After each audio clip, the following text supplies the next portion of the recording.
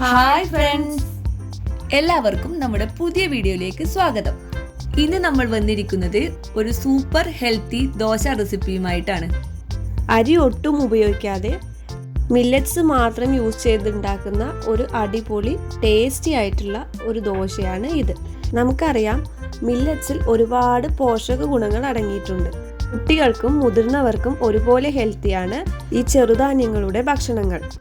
ഇനി ദോശ ഉണ്ടാക്കാൻ വേണ്ടി 1/4 കപ്പ് ഉഴുന്ന്, 2 ടേബിൾ സ്പൂൺ കടലപ്പരിപ്പ്, 2 ടേബിൾ സ്പൂൺ ചെറുപയർ, 1 ടേബിൾ സ്പൂൺ മുതിര, 1/2 ടേബിൾ സ്പൂൺ ഉലുവ എന്നിവ ചേർത്ത് നല്ലതുപോലെ കഴുകി അത് കുതിർത്ത് വെക്കുക.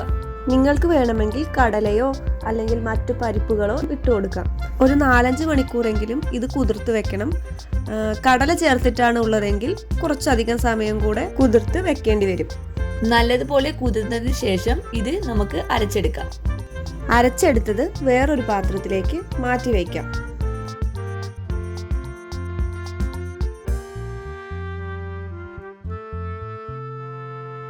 അതിനുശേഷം അതേ ജാറിലേക്ക് തന്നെ നമുക്കൊരു 1/4 കപ്പ് റാഗിയും 1/4 കപ്പ് ഗോതമ്പ് പൊടിയും കൂടി ചേർത്ത് കൊടുക്കാം. നിങ്ങൾ റാഗി പൊടിയല്ല ഉപയോഗിക്കുന്നതെങ്കിൽ നമ്മൾ നേരത്തെ കുതിർത്ത് വെച്ചതിനോടൊപ്പം തന്നെ കുതിർത്ത് വെക്കേണ്ടതാണ്. ഇനി ഇതിലേക്ക് അല്പം വെള്ളം ചേർത്ത് നല്ലതുപോലെ ഒന്ന് മിക്സ് ചെയ്ത് കൊടുക്കാം. അതിനുശേഷം വീണ്ടും കുറച്ച് വെള്ളം ചേർത്ത് കൊടുത്ത് ഇത് അരച്ചെടുക്കാം. ഇനി ഈ മിക്സ്ചർ നമുക്ക് നേരത്തെ അരച്ചു വെച്ച ആ ബാറ്ററിലേക്ക് ആഡ് ചെയ്ത് കൊടുക്കാം.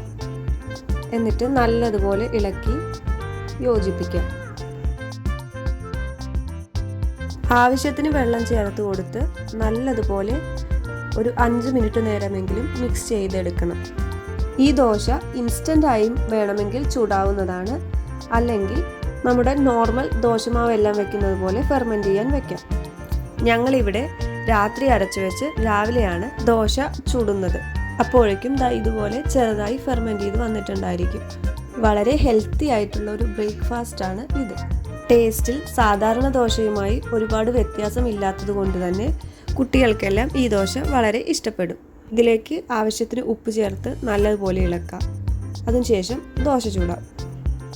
ദോശ പരത്തി കൊടുത്ത് അത് ഒന്നായി വരുമ്പോഴേക്കും അതിലേക്ക് നമുക്ക് കുറച്ച് നെയ്യ് തൂവി കൊടുക്കാം. ഇങ്ങനെ അല്ലെങ്കിൽ തട്ടുദോശയായും നിങ്ങൾക്ക് ഇത് ചൂടാവുന്നതാണ്. ചെറുതായി ഒന്ന് ഗോൾഡൻ കളറായി വരുമ്പോൾ ഇത് നമുക്ക് മറിച്ചിട്ട് കൊടുക്കാം. ഇനി അങ്ങനെ മറിച്ചിട്ടിട്ടില്ലെങ്കിലും ഇതേപോലെ ഈ കളറായി വരുമ്പോൾ നമുക്കിത് അടുത്ത് സെർവ് ചെയ്യാം. ഇതിലേക്ക് ഞങ്ങൾ ഉണ്ടാക്കിയിരിക്കുന്നത് വറുത്തരച്ച ഉള്ളിച്ചമ്മന്തിയാണ്. ഇതുപോലെയുള്ള ഒരുപാട് ഹെൽത്തി റെസിപ്പികൾ ഞങ്ങളുടെ ചാനലിൽ വേറെയുമുണ്ട്. അപ്പോൾ എല്ലാവർക്കും ഹെൽത്തി ആയിട്ടുള്ള ഒരു ദിവസം ആശംസിക്കുന്നു. ഞങ്ങളുടെ വീഡിയോ ഇഷ്ടമായാൽ ലൈക്ക് ചെയ്യുക, കമൻറ്റ് ചെയ്യുക, സബ്സ്ക്രൈബ് ചെയ്യുക. Thank you for watching. Bye bye.